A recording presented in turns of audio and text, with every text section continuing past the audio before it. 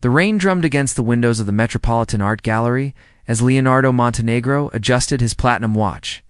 At 32, he had built a technology empire worth billions, yet tonight felt different. The charity exhibition for underprivileged children seemed more meaningful than his usual social obligations.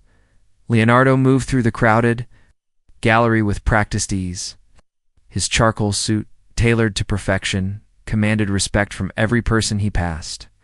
Business associates nodded. Socialites smiled warmly, and investors sought his attention. But something was missing from this familiar dance of wealth and influence. A different kind of beauty near the back corner of the gallery. Away from the main crowd, Leonardo discovered a section dedicated to student artwork. The paintings here lacked the polish of professional pieces, but they radiated something more precious than technique. They held pure emotion, untainted by commercial considerations. One painting stopped him completely. It showed a small girl feeding birds in a park, but the way light danced across the canvas spoke of hope triumphing over hardship. The signature reads C. Rivera in delicate script. It tells a story, doesn't it? Leonardo turned to find a young woman observing him. She wore a simple navy dress that complemented her warm brown eyes. Her long, dark hair fell naturally over her shoulders, and her smile held genuine warmth rather than the calculated charm he encountered daily. "Yes, it does," Leonardo replied, studying her face. "Are you familiar with the artist?" "Should be." She laughed softly. "I painted it." The artist behind the magic, Camila Rivera, extended her hand with natural grace. "I teach art at Lincoln Elementary School. This piece represents one of my students who comes from a very difficult home situation, but she never loses her kindness toward others." Leonardo found himself genuinely intrigued. "You captured something special here. The way you've used light to suggest resilience is remarkable." Camila's eyes lit up with surprise. "Most people see it as just a simple painting. You understand art?" "I studied fine arts before technology consumed my life," Leonardo admitted, revealing more about himself than he typically shared with strangers. "Though I've lost touch with that part of myself." Their conversation flowed naturally as they moved through the student section. Camila spoke passionately about her students, their struggles, and their incredible capacity for creativity despite their circumstances. Leonardo found himself drawn to her authenticity in a world where every interaction felt scripted. "An evening of discovery? Would you join me for dinner?" Leonardo asked as the gallery began to empty. "I know a quiet place where we can continue our conversation." Camila hesitated, glancing at her simple dress. "I'm not really dressed for expensive restaurants." "You're dressed perfectly," Leonardo assured her, meaning every word. The restaurant Leonardo chose surprised Camila. Instead of an exclusive establishment, he took her to a family-owned Italian place where the owner greeted him warmly.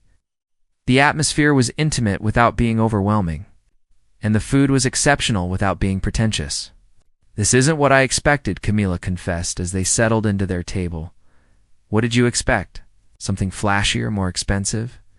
Isn't that what wealthy people prefer?" Leonardo considered her question seriously. "Wealth often separates you from authentic experiences. This place reminds me of simpler times, when taste mattered more than price." Sharing stories over dinner, Camila told Leonardo about her life in the small town of Millbrook, 2 hours from the city. She described her students, her modest apartment, and her dreams of opening a community art center. Her mother, Rosa, worked double shifts at the local hospital to support Camila's education, never asking for anything in return. Leonardo shared stories that surprised even himself. He spoke about building his company from nothing, the loneliness that accompanied success, and his growing disconnection from the things that once brought him joy. With Camila, these admissions felt natural rather than vulnerable. "Don't you have family nearby?" Camila asked gently. "My parents died in a car accident when I was 25, Leonardo explained. "I threw myself into work afterward." "Was easier than dealing with the grief?" Camila reached across the table and touched his hand briefly. The gesture was simple but comforting in a way that expensive gifts and elaborate gestures had never been. The connection deepens after dinner. Walk through the quiet city streets.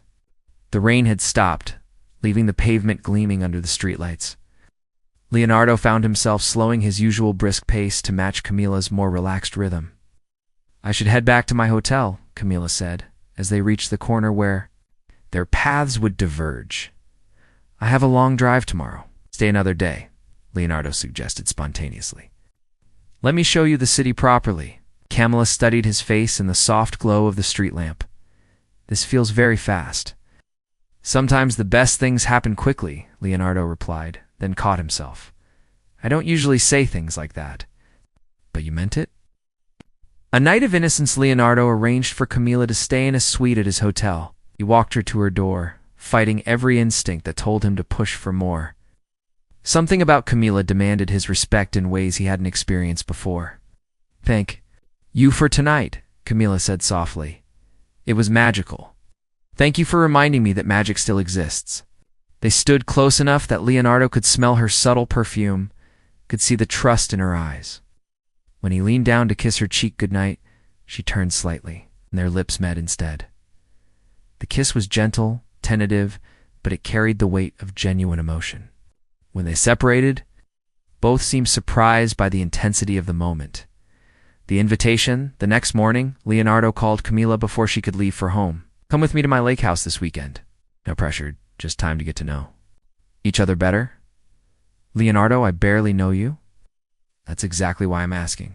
I want to know you, really know you. And I want you to know the real me, not the public version." After a long pause, Camila agreed. Something in his voice convinced her that this wasn't a casual proposition, but a genuine invitation to explore their connection. The lake house weekend. Leonardo's lake house was beautiful, but not ostentatious. Surrounded by tall pines and overlooking crystal clear water, it felt more like a retreat than a display of wealth. Camila appreciated the thoughtfulness of the setting. They spent the day walking forest trails, preparing meals together and sharing stories by the fireplace. Leonardo cooked breakfast while Camila painted watercolor sketches of the lake. Domestic simplicity felt revolutionary to both of them. As evening approached, the atmosphere between them grew more intimate. They sat on the deck watching the sunset paint the sky in brilliant colors. The conversation turned to more personal topics, and Camila found herself opening up about her fears and dreams. The moment of truth later that night, as they sat close together on the couch, the attraction between them became impossible to ignore. Leonardo's hand traced the line of Camila's jaw, and she leaned into his touch. When he kissed her this time, it carried the promise of something deeper. "Camila," he whispered against her lips, "I need you to know that I've never felt this way about anyone." "I've never felt this way either," she admitted. Leonardo carried her gently to his bedroom, his hands reverent as he slowly removed her clothes. When he saw the evidence of her innocence, he stopped completely, his breath catching in his throat. "Camila," he said softly, "you've never been with anyone before." She nodded, her cheeks flushing pink. "Is that strange at 24? The shocking decision, what happened next, would be talked about in their circles for years to come. Instead of continuing, Leonardo did something that no millionaire in his position had ever done. He carefully covered Camila with a blanket and stepped back. "What's wrong?" Camila asked, confusion evident in her voice. "Nothing is wrong," Leonardo said, his voice thick with emotion. "Everything is perfect." "That's exactly the problem." He sat on the edge of the bed, taking her hands in his. "Camila, what you're offering me is precious beyond any measure of wealth I understand. Your first time shouldn't be a weekend fling with someone you barely know." "But I trust you," Camila protested. "And that trust is sacred," Leonardo replied, "which is why I'm going to honor it properly." Leonardo stood up and began putting on his shirt. "I'm going to court you properly, Camila Rivera. I'm going to earn the right to be your first, your only, your forever." Camila stared at him in amazement. "You're stopping because you respect me too much." "I'm stopping because I love you too." Much to rush something this important. The words hung in the air between them, surprising them both with their truth and intensity. In that moment, Leonardo Montenegro did what no billionaire had ever done before. He chose love over desire, patience over passion, and forever over right now, as Camila processed his words. She realized she was looking at a man who valued her heart more than her body, her future more than his immediate gratification. It was a revelation that would change both their lives forever. Dawn broke gently over the lake as Leonardo sat on the deck with his coffee, watching Camila sleep peacefully through the bedroom window. He had spent the night in the guest room, but sleep had eluded him completely. The decision he made the previous evening felt both terrifying and absolutely right when Camila emerged. Wrapped in one of his oversized sweaters, her hair tousled from sleep, Leonardo felt his resolve strengthen. Looked beautiful in the morning light, but more importantly, she looked trusting. That trust was something he would protect at all costs. "Good morning," she said softly, settling beside him with her own cup of coffee. "Did you sleep well?" Leonardo asked, though he could see the answer in her relaxed expression. "Better than I have in months," Camila admitted. "Leonardo, about last night?" "No regrets," he said firmly. "What I said, I meant every word." The return to reality, the drive back to the city, was filled with comfortable conversation and stolen glances. Leonardo found himself memorizing details about Camila, the way she hummed along 2 songs on the radio, how she pointed out interesting cloud formations, her genuine excitement when they passed a field of sunflowers. "I have to ask you something," Camila said as the city skyline came into view. "What happens now?" "You live in this world of corporate meetings and social events. I teach children in a small town. How does this work?" Leonardo had been wondering the same thing. "We figure it out together. I don't have all the answers, but I know I don't want this to end." "My mother is going to be suspicious," Camila warned. With a smile, "She's very protective of me." "Good mothers should be," Leonardo replied. "I'd like to meet her if you'll allow it." The unexpected visitor when they arrived at Leonardo's penthouse, Patricia Wells, his assistant, was waiting with an expression of barely controlled panic. "Mr. Montenegro, we have a situation," Patricia announced. "Sebastian Cross has been calling all morning. He says it's urgent."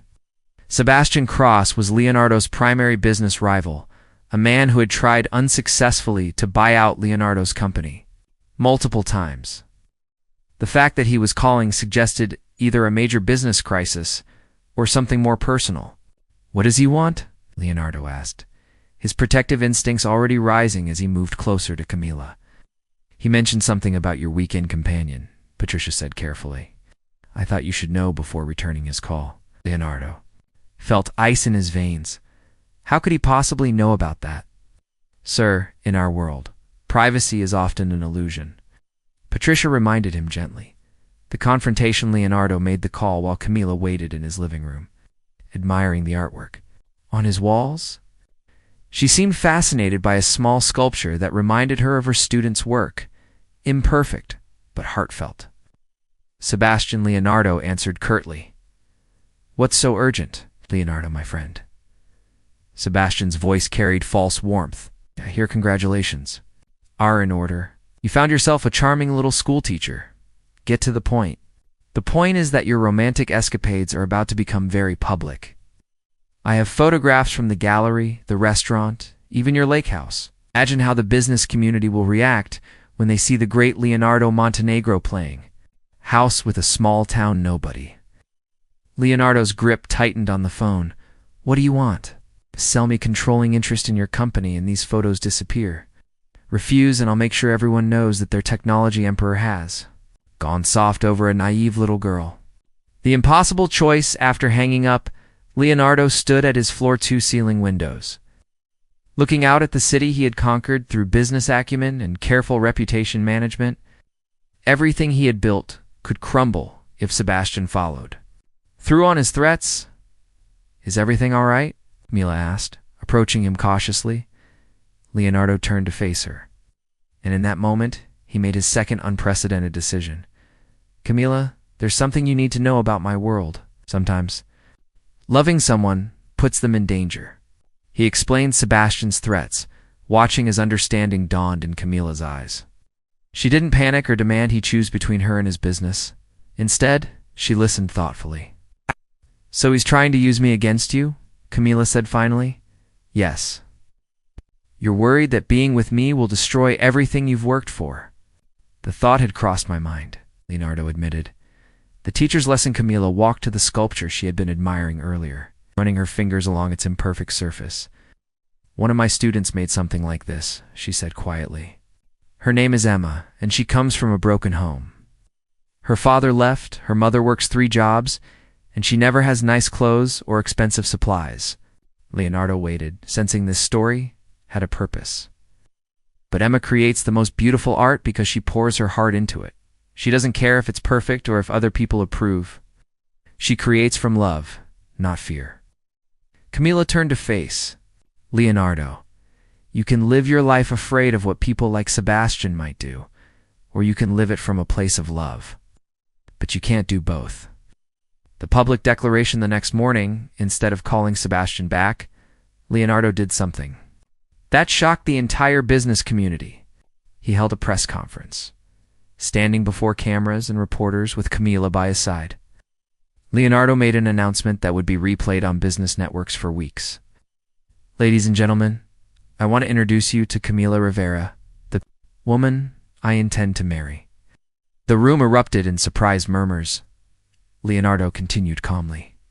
Miss Rivera is an art teacher who has shown me that success without love is just expensive emptiness. Any business associates who have a problem with my personal choices are welcome to end our professional relationships. I'd rather build a smaller empire with integrity than maintain a large one built on fear. Camila squeezed his hand, her pride evident in her glowing smile. The aftermath Sebastian's threats proved toothless. The business community, rather than being scandalized, was intrigued by Leonardo's authentic display of emotion. Several major clients expressed admiration for his integrity, and his company's stock actually rose following the press conference. More importantly, public declaration had freed Leonardo from the constant fear of exposure. He could love Camila openly, without worry about who might be watching or photographing them. You realize what you've just done? Camila asked as they left the press conference. I've chosen love over fear, Leonardo replied. Something I never thought I'd be brave enough to do. Meeting the mother 2 weeks later, Leonardo found himself sitting in Rosa Rivera's modest living room in Millbrook, nervously adjusting his tie. He had flown in his private jet, but asked the pilot to land at a regional airport an hour away, then drove a rental car to avoid seeming ostentatious. Rosa Rivera was a formidable woman who clearly adored her daughter. She served homemade empanadas and studied Leonardo with the intensity of a protective mother bear. So you're the millionaire who thinks he's good enough for my Camila, Rosa said directly. Actually, Mrs. Rivera, I'm not sure anyone is good enough for your daughter, but I love her completely, and I'll spend my life trying to be worthy of her. Rosa's stern expression softened slightly. And what happens when you get bored with playing house?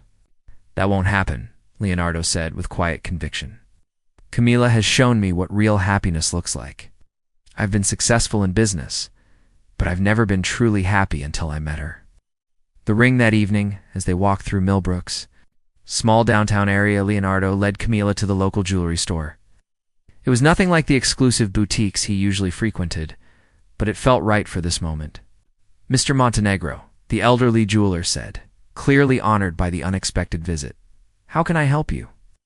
I need an engagement ring, Leonardo said, but not something flashy or expansive looking. Something that reflects who she really is. It selected a simple but elegant solitaire diamond set in white gold. It was beautiful without being ostentatious. It's perfect without being pretentious. When Leonardo proposed that night under the stars in Rosa's backyard, Camila's tears of joy told him he had chosen correctly. Yes, she whispered. Yes, I'll marry you. As he slipped the ring onto her finger, Leonardo realized that this was what true wealth looked like, not the numbers in his bank account, but the love shining in Camila's eyes. 6 months later, the entire business world was talking about Leonardo Montenegro's wedding. Instead of the lavish society event everyone expected, Leonardo and Camila chose to marry in Millbrook's small church, surrounded by her students, his employees, and the community that had shaped her values. Camila walked down the aisle in her grandmother's simple lace dress. It altered to fit her perfectly. She carried sunflowers from Rosa's garden instead of expensive orchids. Leonardo waited at the altar in a classic black tuxedo, his eyes never leaving her face. You are the most beautiful bride I've ever seen, he whispered as she reached him.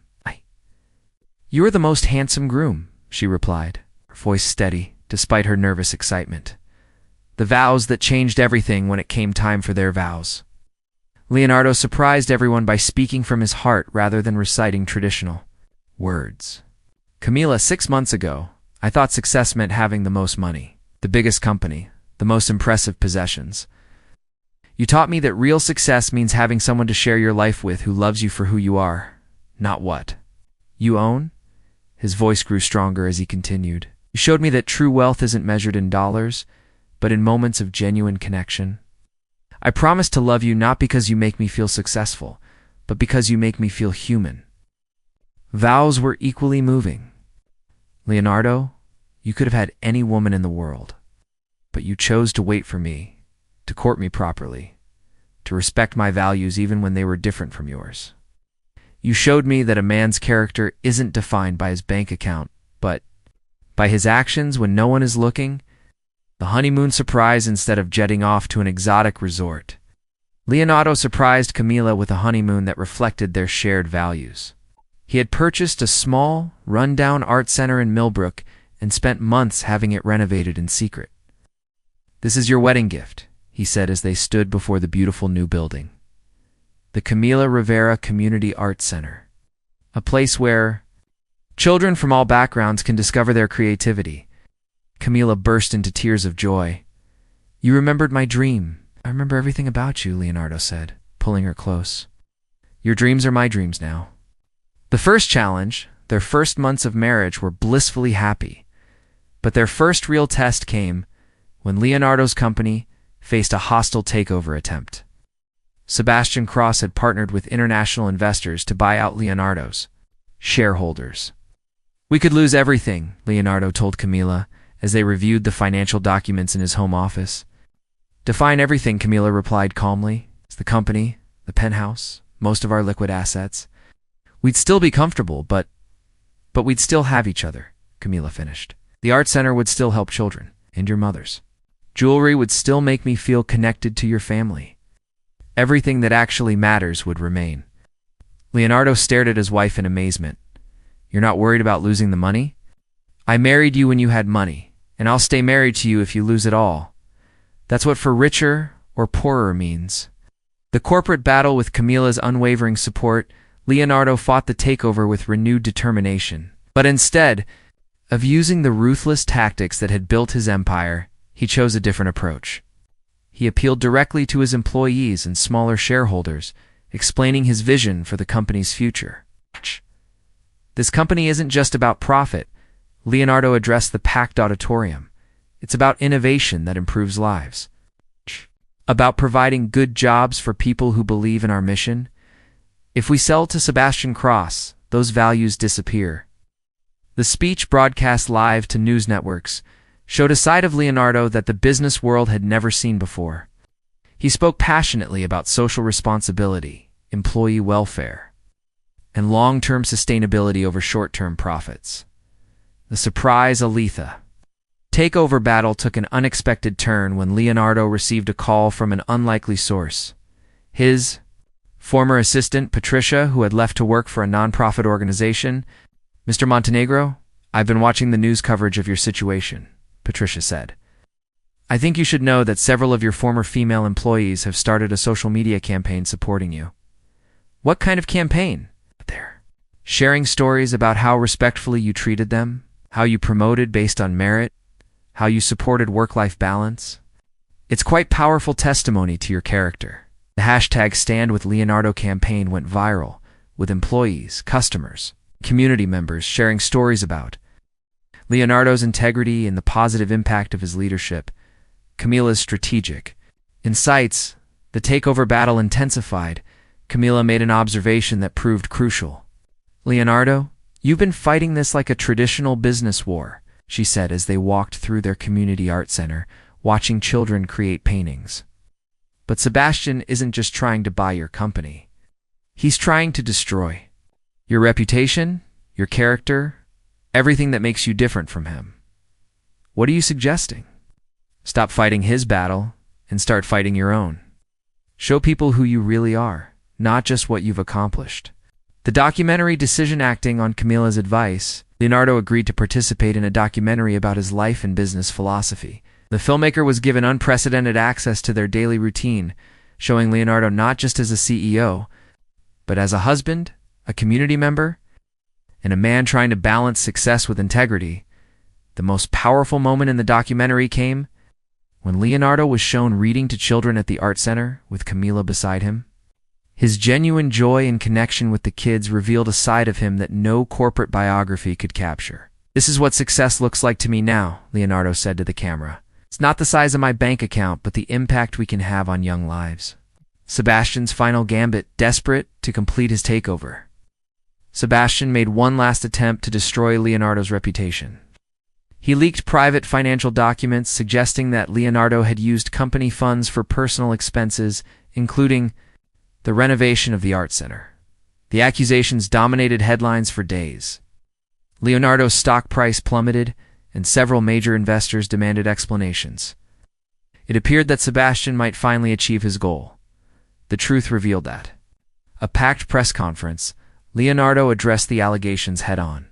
With Camila by his side, he presented detailed financial records showing that every penny spent on the art center had come from his personal funds, not company money. "Sebastian Cross is trying to paint generosity as corruption," Leonardo stated calmly. "He's trying to turn community investment into a scandal, because he can't understand why someone would spend their own money to help others." But the real bombshell came when Patricia stepped forward as a surprise witness. She revealed that Sebastian had offered her money to make false statements about Leonardo's business practices. She had recorded their conversations. The victory. A value Sebastian's takeover attempt collapsed within days. Investors, embarrassed by their association with his unethical tactics, withdrew their support. Several of his own business partners distanced themselves from his company. More importantly, Leonardo's company emerged stronger than ever. The public battle had highlighted his commitment to ethical business practices and community involvement, attracting new investors who shared his values. "We didn't just save the company," Leonardo told Camila, as they celebrated with champagne in their penthouse. "We proved that doing business with integrity isn't just morally right, it's profitable too." The growing family a year after their wedding, Camila surprised Leonardo with news that would complete their happiness. "I have something to tell you," she said one morning as they had breakfast on their penthouse terrace. "Good news or concerning news?" Leonardo asked, noting her mixture of excitement and nervousness. "The best news," Camila replied, taking his hand and placing it on her still flat stomach. "We're going to have a baby." Leonardo's face transformed. With pure joy? "Really? We're having a baby?" "We're having a baby," Camila confirmed, laughing at his stunned expression. As they sat together watching the sunrise over the city, Leonardo reflected on the journey that had brought them to this moment. A chance meeting at an art gallery had led to the greatest love story of his life. "Do you ever regret it?" Camila asked, seeming to read his thoughts. "Giving up the uncomplicated bachelor life for all this domestic responsibility?" Leonardo pulled his wife closer, marveling at how perfectly she fit in his arms. "The only thing I regret is waiting 32 years to find you. And I regret ever thinking that love was something that only happened in fairy tales," Camila replied. Their baby daughter Elena was born on a snowy December morning. As Leonardo held his newborn child for the first time, with Camila radiant despite her exhaustion, he understood that this was what true wealth looked like. Years later, when business magazines wrote about Leonardo Montenegro's empire, they would always mention the art center, the ethical business practices, and the love story that had transformed a ruthless corporate raider into a man who measured success and happiness rather than dollars. But Leonardo himself knew the real story was simpler and more profound. He had discovered that the greatest fortune anyone could possess was finding someone who loved you, not for what you could give them, but for who you truly were. And in choosing to honor Camila's innocence rather than exploit it in waiting for marriage rather than rushing into passion, Leonardo had proven that even in a world obsessed with instant gratification, some things were worth waiting for. The millionaire who had shocked everyone by stopping when he discovered his beloveds, purity had found something more precious than all his wealth combined, a love that would last forever. The end.